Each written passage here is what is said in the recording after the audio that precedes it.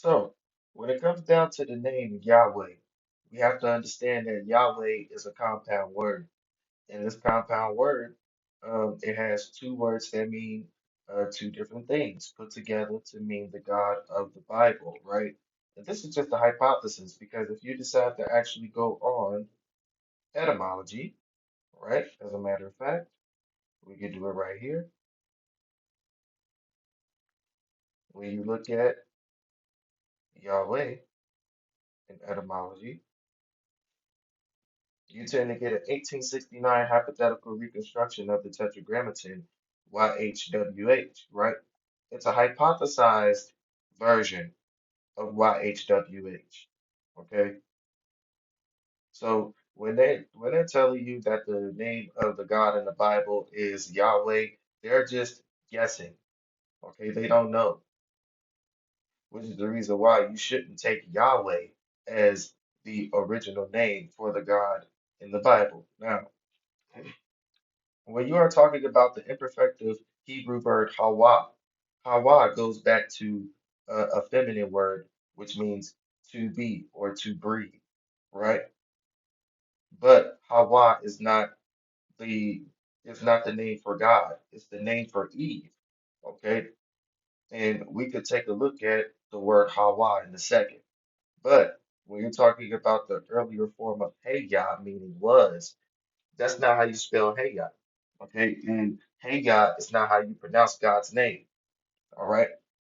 So when it comes down to all of this, throughout the whole entire definition of Yahweh, you have a lot of things that are um, based upon assumption, and a lot of things are based upon the hypothesis of these scholars that actually read the Tetragrammaton.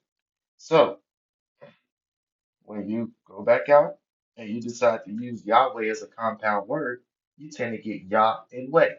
Now, when you take a look here at Yah, it's going to show you the definition of it. It's an interjection, right? So look, it says Yah, right? Origin and history. It says it clear right here. Origin and history of Yah. Yah, exclamation of defiance. So hold on. Defiance and dismissal. So you meaning to tell me that Yah means defiance and we got it inside of God's name? Hold on. Wait a minute. So what about way, right? Because now we got to look at way. Is way a negative connotation? Homesickness, right? Look at that. Nostalgia. A Yiddish word, German, way. Whoa, right? This is what etymology is telling you. If we go to woe, what does that mean? Misery, right?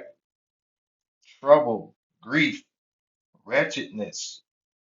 So we put these words together. Yahweh, what is Yahweh? It means defiance and misery, defiance and grief, right? Defiance and wretchedness. So we can't call the Most High Yahweh. We can't even call the Most High Hawa, right? Hawa means destruction.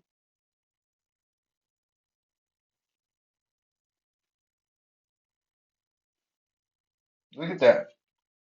This is the name for Eve. It says the Old Testament Hebrew word Hawa can mean ruin or destruction. It can also refer to a bad desire or lust. Do you hear this? Destruction or calamity, right? And what did they say about the Hebrew verb Hawa, right? In the etymology definition of Yahweh,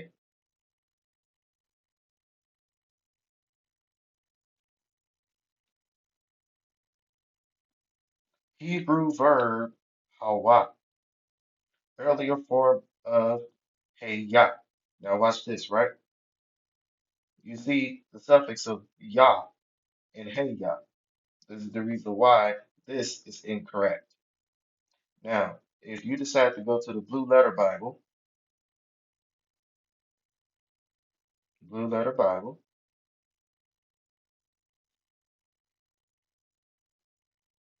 and you take a look at Exodus 3:14,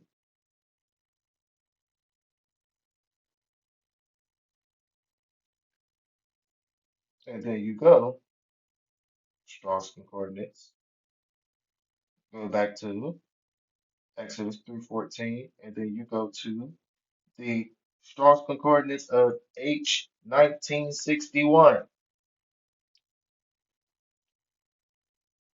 Haya. That's how it's pronounced right here. Ha-ya. Ha-ya. Okay? It's not hey-ya, it's ha-ya. Okay? That is the true name of the Creator. This is how you spell the Creator's name in Hebrew. All right? What did God tell Moses? Right in Exodus 3:14. And God said unto Moses, I am that I am. Right? And he said, thus shalt thou say unto the children of Israel, I am hath sent me unto you. Okay? So he basically gave Moses leeway because the only people that know the personal name for God are his children, his descendants, the Yasharites. Okay? So I'll see you guys in another video. All right? Peace.